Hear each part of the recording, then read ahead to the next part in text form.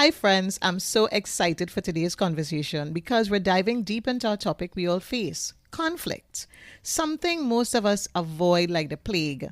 But every relationship will hit that conflict bump. So today, we're unpacking a unique approach to managing tough conversations, diffusing the tension, and strengthening our connections.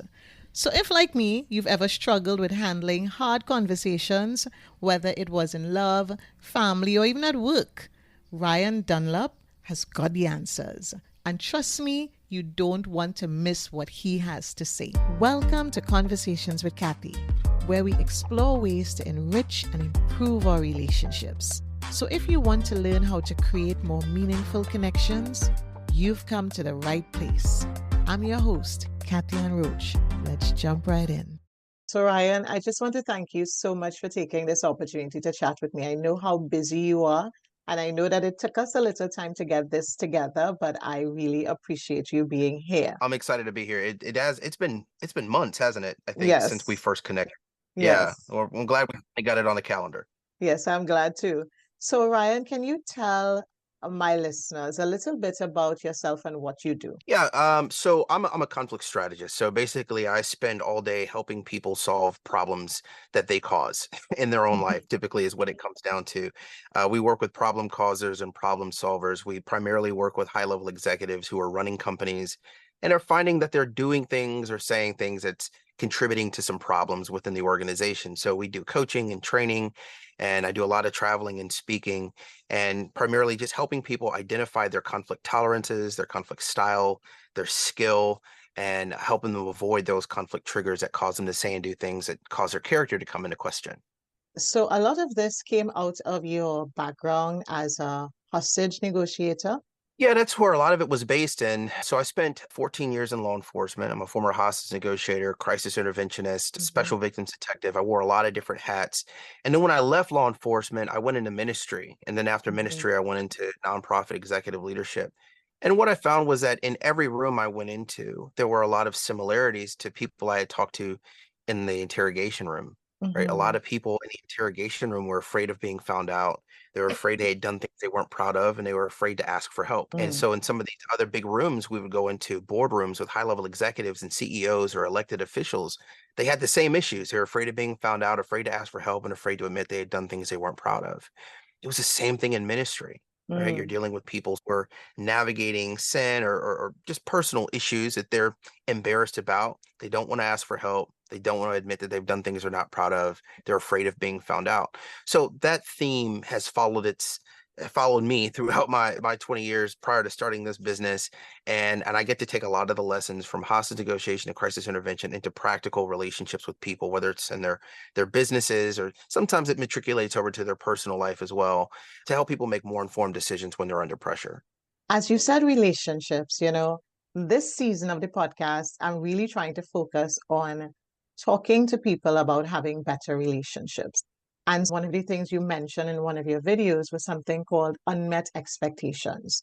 When we Yeah. go into a relationship, we have an idea of who we think this person is and how we think this relationship is going to progress. And then all of a sudden, those expectations are not met, and that causes conflict. What are your Mhm. thoughts on that? Yeah, well, I think one of the things that we have to recognize about unmet expectations that a majority of unmet expectations are unspoken expectations. Or we come into relationships with our own worldview and our expectation of what a mother is, a father Hmm. is, what a husband is, what a wife is, Hmm. based on how we grew up or based on some world we've created in our mind for what ideal looks like. And what we struggle with is articulating that well to other people. We don't Hmm. always walk into a relationship and say, "Hey, here's how I grew up. This is what being a husband looks like to me, or being what a wife looks like to me, or whatever that relationship is." It even boils down to friendships, Yeah. right? I'm dealing with this now with my siblings. I've got a bunch of sisters in different parts of the world. And, over the years, they've had expectations about what a big brother was like, what a Yes. big brother should do or shouldn't do. So, yeah, unmet expectations, almost always a byproduct of unspoken or misspoken expectations. It's because when we are in relationships, we don't want to be vulnerable. We don't want Yeah. to feel need, but we want to be served, right? And I don't think that's Mm. selfish. So how do you ask for the thing that you're looking for, whether that's connectedness, intimacy, visibility, access. How do you ask for those things without causing other people harm? Well, most people Mhm. don't. So Yeah. they sit by idly, quiet, hoping that someone will just kind of figure it out, read their mind, read between the lines, and it doesn't really work. And so Yeah. we find a lot of people get together and can't stay together because their expectations aren't met and they don't have the ability or the desire to explain it. Yeah. Now, when we spoke originally, we talked a little bit about your own relationship and your own Mm. marriage, etc. Because I'm sure you've had to deal with some unmet expectations and maneuver some of those challenges, right? Yeah, So, yeah, so yeah. tell me a little bit about how you guys met and how it's progressed over the years and how you've dealt with managing some of your expectations. Yeah, so my wife and I, we met in high school. We're high school sweethearts. We met when we were 15 years old, and by the time we were 16, my wife gave me an ultimatum. She says, "Listen, are we doing this thing or not? Like, are we are we getting married? Let me know." And I said, "Yeah, I'm down if you're down." She said, "Okay, cool," because we got other things that we could be spending time and energy focus on. And so we made our decision when we were 16. We're getting married, no matter what. And Yeah. she says, "Hey, I get to be a stay-at-home mom. That's one condition, and the other one was that I had to have a stronger relationship with the Lord." Mm. And I said, "Okay, yeah, I'll figure out the church thing, and I'll be making money." And that was the loose commitment we made. Right. But what I tell people is we've grown together. From puberty to parenthood, we've grown together. We've seen each Hmm. other at our youngest, most undeveloped state of teenage hormones and feelings and emotions. And we've gone through our 20s and our 30s, and we've got four kids. And I think this year, September 11th, made 23 years that Mm. I think it's 23, 22, 23 years that we've been together, and we're just about to hit 18 years of marriage. Yeah. And the hardest thing for us was, well, two things. A hard thing for me and a hard thing for us. The hard thing for me was knowing that it was time to leave my career behind because it was detrimental to my family. That Mm. was really hard. A lot of people, a lot of men especially, pursue a career because they want to do that for their family, right? So I Yes. was I was a police officer. I was doing all the things, but I was doing that for my family. But Hmm. it took a long time and a lot of maturity to recognize what that was doing to my family, Yeah. right? I was not present. I was always running around being Batman Yeah. for strangers, but I Yeah. wasn't able to sacrifice the same time, energy, and emotions for my family. I'd come home and I'd be spent. And so I had what I call sacrificial affairs. I was willing to sacrifice time, energy, money, and my life for a complete stranger and Hmm. didn't have the energy to sacrifice the same for my family. So I had to make a decision. And that was really hard to leave my dream of law enforcement behind. But the other thing that was really hard for the both of us, my wife and for me, was that, we change. People change over time. And who I am today is not who I was when I was 30, when I was 25, or when I was 20, or when I was 15. Hmm. And we've seen each other take on different forms over the years. And so what we've had to learn to do is to fall in love with who we are now and not who we were before. Yeah. And that's hard because if you fall in love with who someone was and you don't allow them to grow, you don't allow them to mature, you don't allow their priorities to shift, if you don't allow their dreams to take shape, then at some point there's going to be friction. There's going to be a lot of conflict. And we've Hmm. been really good about allowing each other to grow and supporting each other as we grow and make it into these different seasons and chapters of life. I like how you said that because I was going to ask you about conflict related to change and how do you Mm. manage that specifically? Are there any tools that you need to be aware of when you manage conflict based around changes that are happening within your life and the life of your partner? Yeah, so the problem with change is we all have a different appetite for change, and most always the challenge comes down to a lack of psychological safety, a lack of security, or a lack of control. I mean, those are the really big pillars. When you say, I want to change my job, I want to move to Hmm. another location, I want to do something different. What's firing off in the back of your partner's mind is typically like, is this safe? Am I Hmm. going to be okay? Do I have control over certain things? And so really the tool, or really the awareness that needs to be present when we're navigating change, is addressing those areas of insecurity, those areas of doubt first.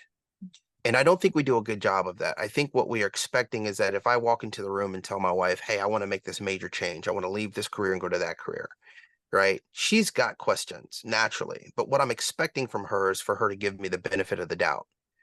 Okay. But she's not wired to just give me the benefit of the doubt blindly. She needs Mhm. some assurances. She needs some clarity. Even if I don't have certainty, she needs clarity. Yeah. So I could say, I want this new job. And she says, okay, what kind of job are you looking for? That's Mhm. a clarity moment, right? Mhm. How long do we have to make this work? That's a clarity Yes. moment. What kind of location are you thinking about moving to? Clarity moment. But I don't have to always be certain. And I think that's okay. And I think that's where trust and partnership comes in play. I think the other thing outside of navigating psychological safety and fear around change, there has to be a healthy level of trust. And Yeah. trust is not something that is cultivated in the moment. Trust is cultivated over time. And I think one of the hardest things about change is change brings with it an analysis of historical interactions. So if I'm looking at you today and you say, hey, I want to do this other thing, immediately one of the things I'm thinking of is how have you navigated these things in the past? Yeah.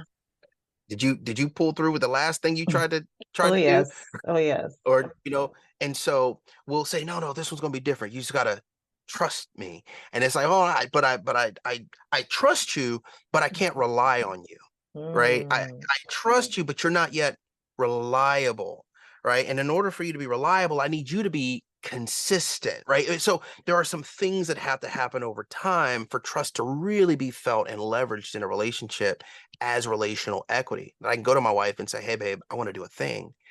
And I'll give you a prime example. Me starting this business was a trust conversation. Yeah. It was a trust conversation. We were in a new state. We had a 1-year-old, and I was getting ready to walk away from an executive role to start a business from scratch. Mhm. Right. And so I had to go to my wife and say, I want you to consider what it would look like if we took this money we've been saving for a house and instead lived off of that for a year while I tried to build this business. Mm. Right. My wife's response was, absolutely. What are you waiting for? You Yeah. better go out there and get it. She said, you've been waiting for this moment for years. Now we got the Mm. time, you got the energy, make it work. That wasn't a right then decision. That was a 20 some odd year decision Yeah. of trust that led us up to the point where she says, I know I'm in good hands. Even if that business doesn't work out, we're gonna be okay. Yeah. My family's gonna be okay. I trust him. He's reliable because he's consistent. So I'm committed to following wherever he leads. Yeah, that's really powerful because just like you said, trust is built over time. People expect that they just say something and you just buy into it. And they say, well, you don't believe in me. It's like you said, you have not been reliable. And it's Yeah. because of your lack of reliability. That's why today I don't trust. Now, you just discussed a very hard conversation, Hmm. and it seemed very easy to come to your wife and say, listen, this is what I want to do. And I would believe that that happened because of the years, like you said, of built up trust. It may have been an easier conversation for you. But some of us, we avoid conversations because we want to avoid conflict. Hmm. So, Hmm. how do we not avoid conflict, understanding that conflict is a part of life? We are going to have discussions where there is going to probably be conflict, but how do we not avoid it? Everyone has a different appetite for conflict, and some people naturally avoid conflict. And we typically avoid conflict because we're not sure where to start or we're afraid of where the conflict might end. Yeah. And so, if we can actually get clear on how we want to start a conversation and what our desired outcome looks like, it makes it a little less scary. Mhm. The other side of it, though, is we know our partners, right? And if I'll tell you, because I was able to have that conversation with my wife today, but maybe I don't know, 15 years ago, that conversation would have looked very different, right? In the middle of my law enforcement career, I didn't have the maturity that I have now. I wasn't this effective at communicating. I was a little bit more emotional, a little bit more aggressive, and there were seasons where my wife wouldn't talk to me openly or didn't feel like she could talk to me openly because I might quote unquote blow up or have a strong reaction. Part of it was me making the decision to learn how to care for her better, to become a better communicator. And I think one of the reasons in relationships people choose not to rock the boat is because they know how off kilter their spouses can be. That Mhm. said, effectively navigating difficult conversations comes with practice. And the only way you can expect or hope to get better at it is to do it more often. And so one of the safe ways that we can do that is just by addressing our rules of engagement. We call it our pursuit policy. We borrow that from law enforcement, but it's rules of engagement, right? And there are these three principles that just kind of consider before you engage in conflict, there have to be some things that you see, that you recognize that indicate this conflict is a healthy process to enter into, right? So Mhm. I might look and say, okay, I'm calm, he's calm. The location is mutual. She's calm, he's calm. We're in a mutually agreeable space. The time is right. I'm not trying to insert a difficult conversation while we're transitioning to another thing. So we've got the time, we've got the location, we've got the presence of mind. This is a good opportunity to do it. What is it that I'm trying to say, and what's the goal I'm trying to accomplish? I'll have all of that kind of figured out in my head as an Mhm. engagement process. Okay. Then once we get the engagement set down, we go to boundaries. And I think one of the biggest problems is that we mistake barriers for boundaries. We put these walls up and say, well, I'm not going to cross over this barrier. But what we really want is healthy boundaries. So healthy boundary might be, once I've recognized that this is a safe time to engage in healthy conflict, I'm Mhm. going to remain in that conflict conversation so long as I see these things, these healthy boundaries. I'm not yelling, she's not yelling. I'm not cursing, she's not cursing. Nothing's physical, right? We're giving ourselves 20 minutes to have the conversation, and then we're going to bury the hatchet and Mhm. move on. Whatever those boundaries are, right? And then once one of those boundaries is violated, you move into phase three, which is disengagement. How do you know when to disengage from the conversation? So Mhm. you might disengage for one of two reasons. One, you solved the problem. You Yeah. said what you wanted to say, they said what they needed to say, and everything worked out well. Or a boundary was violated.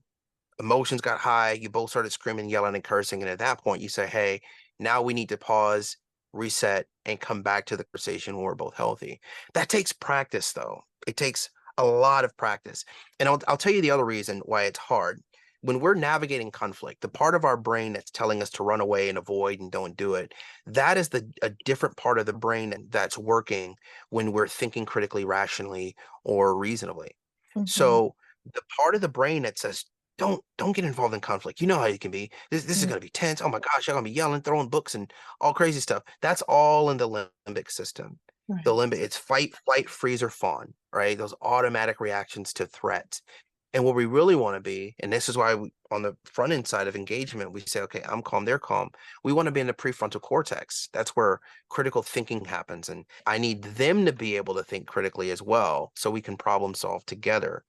What typically happens in conflict is one person is calm and ready to navigate, and the other person is still in their elevated limbic state, and they Mhm. cannot, I emphasize this, cannot meet you in that conversation until they have de-escalated. Yeah. And we'll blame people and say, "Oh, you always yelling and screaming." They can't help that. That part of the brain that you're looking for, that calm, collected, thinking clearly part of it, that part is shut off because it can't work when this part is working. So we get to take an active role in helping our partners calm down and to de-escalate. All right. Yeah. So when we can do that, we can model calm, and then we can reassure, we can help build psychologically safe moments and environments and say, I know you're upset. I see you're upset. I don't want you to be upset. I want to talk to you. When you're ready, come let me know so we can navigate this difficult conversation. You're giving them permission to process and then to come down so that they can meet you where they need to be. Those difficult conversations, there's a lot of work to do that. And it's really hard to just go into it with a framework and expecting it to work, because if your brain's not in the right spot, none of it works. But if your brain is, you'll be able to remember, what are my rules of engagement? What are the healthy boundaries? And what are the rules for disengagement? Yeah. Do you think that there are some people, like you said, who are kind of stuck in that space, that fight or flight space all of the times, that it's really difficult to have any type of conversation with them where there's conflict, that they have not, is it that they have not matured to be able to come down to that calm, whatever? So you're always dealing with someone who is in that hyper sensitive, ready to fight you every time they feel conflict. Do you think that Yeah, some yeah. people are No, just it's kind of stuck there? no question. No question. Some people are stuck there because of trauma. Yeah. Some people are stuck there because of mental illness, right? You might have a narcissistic personality disorder or something like that, some antisocial personality challenge, or you don't empathize with other people. Or you could just be really, really hypersensitive and easily offended. And those people, same way. They're victim mindset. Every situation or conversation, they're the victim. And so they go heavy into defense. But I'll say that this is not outside of normal human capability. So if someone is fundamentally stuck, like cannot get past this limbic process, okay, then they need more than just coaching or a podcast. They need probably a clinician. Mhm. Okay. There's some therapy that they need. In my space as an executive coach working with leaders all around the world, many of I'd say maybe 40 to 50% of my clients are actively in therapy while we're coaching. Yeah. Okay. Because therapists like to unpack the past that's led to present circumstances. My job is to focus on present circumstances to get you to the future. Yes. Right. So if I don't know how you got here, or if I fail to recognize that what got you here is still an active part of your decision-making cycle, Mhm. then I'm not going to be effective at helping you move forward. And Mhm. some people can't move forward because they don't just visit the past, they live in the past. Yeah. And they've got to get free from that first. So that's what I would say. Do you find those people who are hypersensitive and always offended and ready to fight? Absolutely. Absolutely. But the goal is to also recognize that most oftentimes an average person is able to navigate a difficult conversation as long as their pride and their ego can come down, no issue. Someone who's actively stuck there may need some clinical help with a therapist or a psychologist or something like that, just to help get the rust off and figure out what caused it. Yeah, that is so true. That is so very true. In terms of knowing ourselves, sometimes it's important to know where we're at because some of Mhm. us are quite aware of our quick temper. We own it sometimes like a badge. In local parlance, we say, I quick to get vexed, Yeah, yeah, knowing yeah, yeah. that that is a negative thing that we're holding on to. But I love what you said about as a coach, you know where someone is right now. You're trying to move them to where they want to be and not so much being stuck in the past.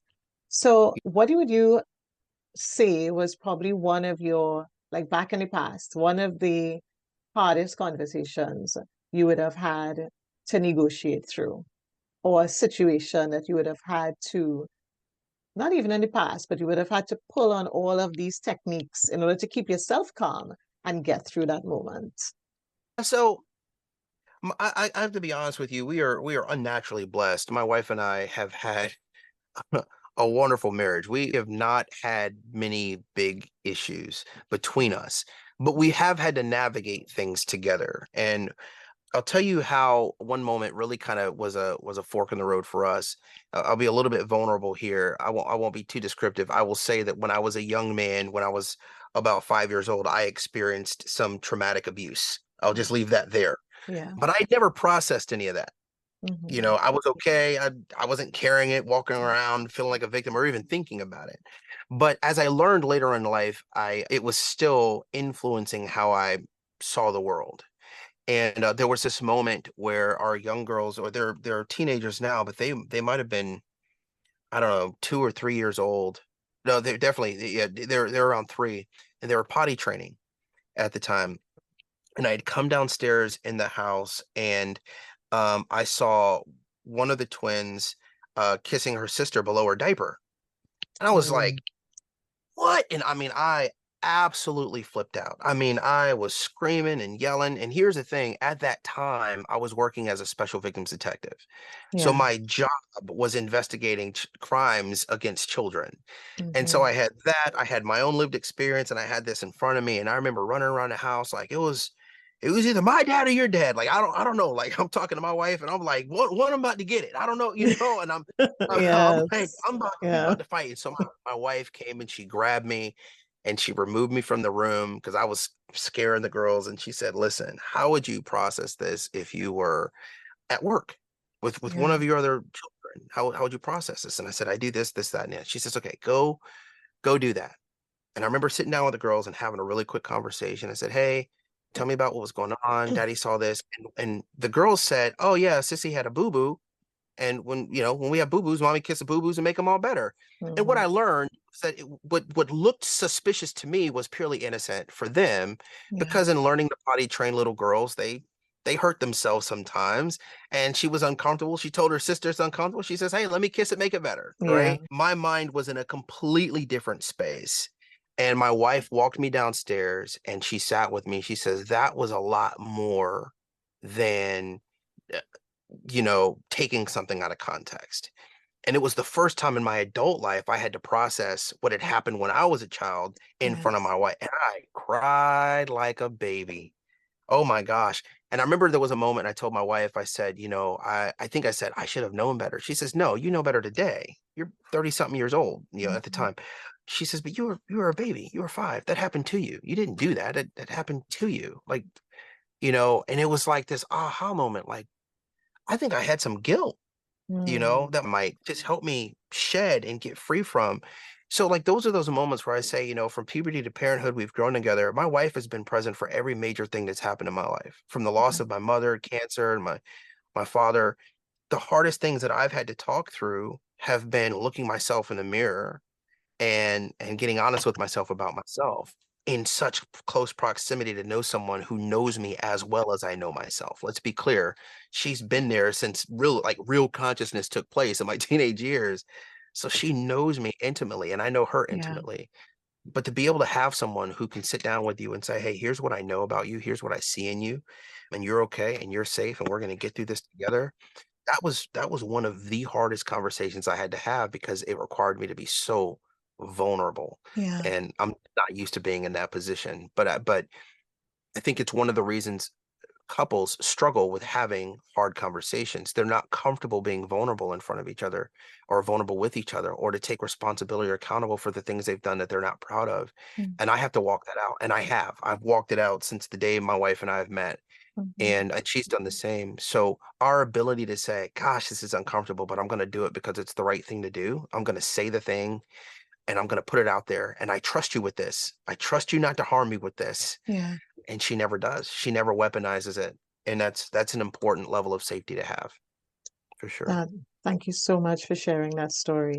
It's important, and especially for men, to know that it's okay to be vulnerable. And it's really Mm, important also for women to, like you say, to not weaponize the things that we know about our partners. Because so yeah. many times we do it to each other. We take what Mhm. we're told and then we turn it around and turn it back on the person. And now there's no safety.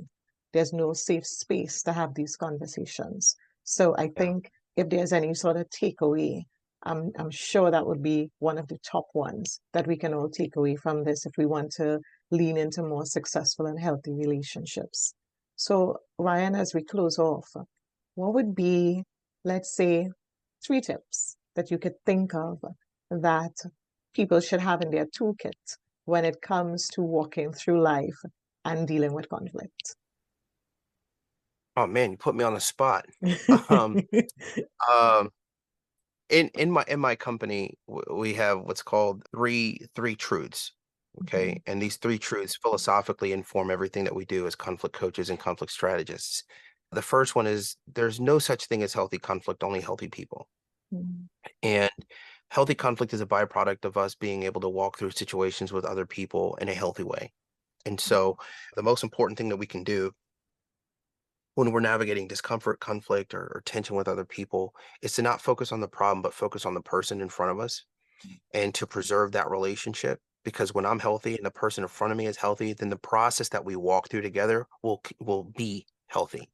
Because Yeah, conflict in and of itself isn't positive, negative. It's not negative or I'm sorry, it's not a good thing or a bad thing. It's not healthy or unhealthy. Conflict is just a reflection of the people engaged in it. mm, Okay. So no such thing as healthy conflict, only healthy people. The other one is you can't resolve conflict with other people until you've learned to resolve it within yourself. When my mm, wife and I do marriage counseling, we always say, draw a circle, step inside the circle, and work on everything inside of the circle. And if you're trying to go to the resolution table to solve a problem with another person and you haven't solved yourself yet, you're probably not going to get very far. right. So this is where self-awareness, self-confidence, and self-control are very important. Those are our three pillars. So know yourself. Know yourself well enough to get honest with yourself about yourself. And take care of Mm, everything that you can control within yourself so that when you step in front of somebody else, you can do it blamelessly or from a position of growth, mhm, personal accountability and responsibility. And the third one is you can't resolve problems with people who aren't healthy. Okay. mm, You can't resolve mm, conflict with people who aren't ready to, people who aren't reasonable, people who aren't rational. And mm, so when it comes to our personal relationships with people intimately, an unhealthy partner becomes our responsibility, right? It's not something we point a finger at, it's someone we extend a hand to. So once we recognize that our partners aren't healthy enough to navigate a conflict conversation with us, we don't have the option to say, you should be able to do XYZ. No, we have an obligation to say, let me help you up. Let me help you get healthy. Let me do what I can from my position. You got to take responsibility for yourself, and I'm going to help Yeah. as much as I can from my side so that we can both get healthy and navigate contention in a healthier way together.